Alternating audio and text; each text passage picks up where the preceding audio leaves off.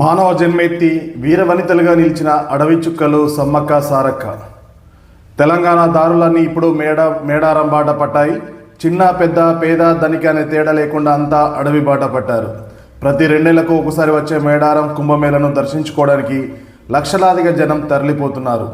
4 రోజుల పాటు మేడారం భక్తజన గుడారంగా మారనుంది. తెలంగాణ దారులన్నీ ఇప్పుడు మేడారం బాట పట్టాయి. ఎడ్ల బండ్లు, కార్లు, జీపులు, బస్సులు ఒకటేమిటి, ఏది అందుబాటులో ఉంటే ఆ వాహనాల్లో అమ్మల దీవెన కోసం మేడారం బయలుదేరారు.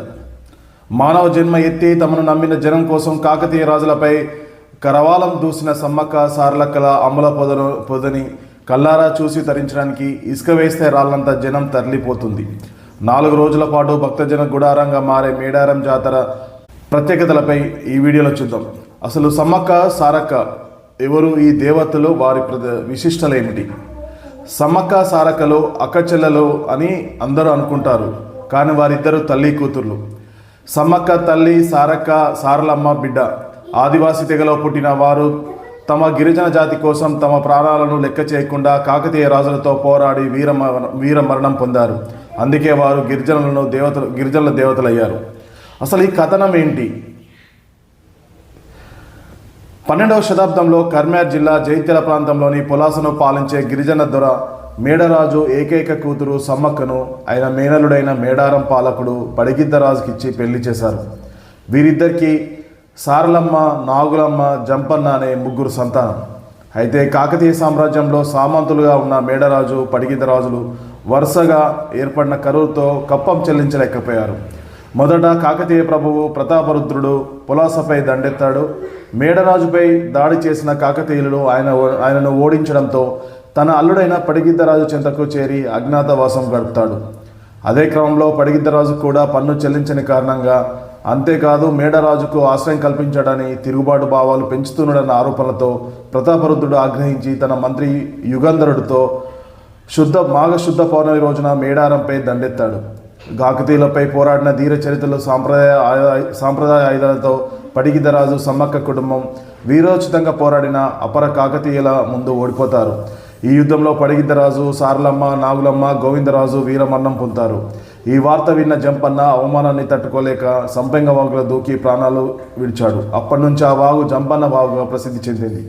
అపర కాలిలా కాకతీయులపై విరుచుకోబడిన సమ్మక్క కాకతీయుల వెన్నుపోటుతో చిలకలగుట్టపైకి వెళ్ళి అంతర్మదనమైందనేసి చెప్తారు. సమ్మక్కను వెతుక్కుంటూ వెళ్ళిన ప్రజలకు ఎంత వెతికినా ఆమె ఎక్కడా కనిపించలేదు.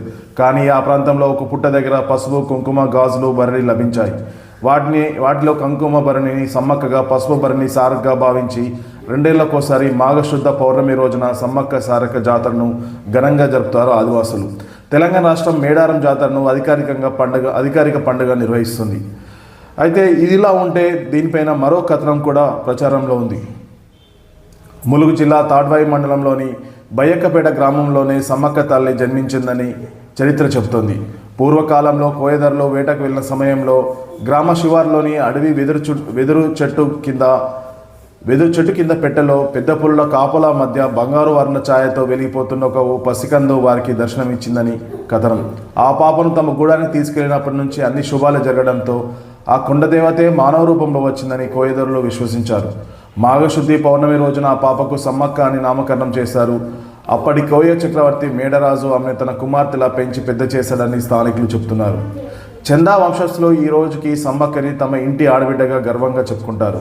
యుక్త వయసు వచ్చే వరకు బయ్యక్కపేటలను పెరిగిన సమ్మక్క తల్లి అనంతరం సామాన్యుల మధ్య ఉండలేక పక్కనే ఉన్న దేవరగుట్టకు వెళ్ళిందని చందా వంశీయులు వివరిస్తున్నారు.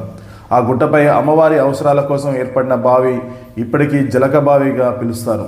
ఈ ప్రాంతంలో సమ్మక్క తల్లి సంచరించిన ఆనవాళ్లు ఇప్పటికీ భక్తులను ఆకట్టుకుంటున్నాయి.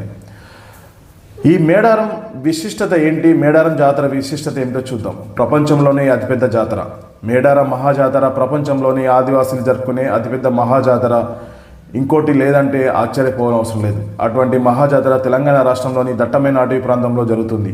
గిరిజనులు, ఆదివాసీలు, అతి సామాన్య కుటుంబాలకు చెందిన ప్రజలు ఎక్కువగా తరలివచ్చే మేడారం జాతరకు తెలంగాణ రాష్ట్రం నుండి మాత్రమే కాకుండా అనేక రాష్ట్రాల నుండి కోట్లాది మంది భక్తజనం తరలివచ్చి తల్లులను దర్శించుకుంటారు.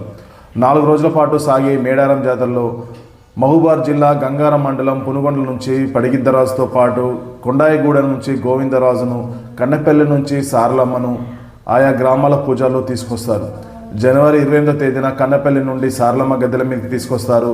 29వ తేదీన చిలకలగుట్ట నుండి సమ్మక్కను గద్దె మీదకి తీసుకొస్తారు.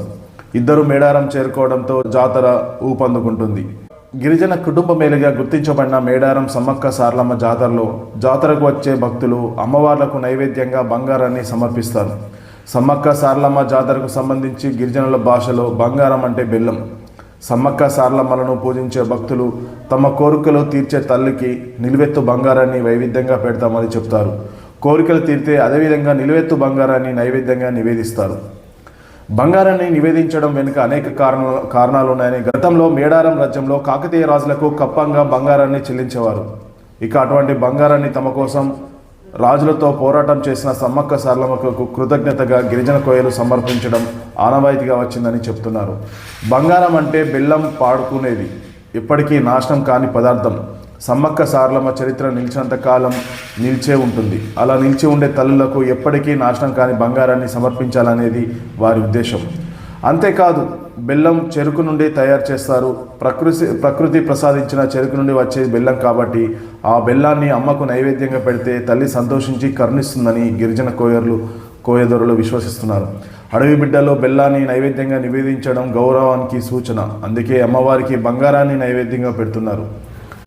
తెలంగాణ రాష్ట్ర గిరిజన సాంప్రదాయాలకు ప్రతీకగా నిలిచిన మేడారం మహాజాతర ప్రతి 2 ఏళ్లకోసారి జరుగుతుంది.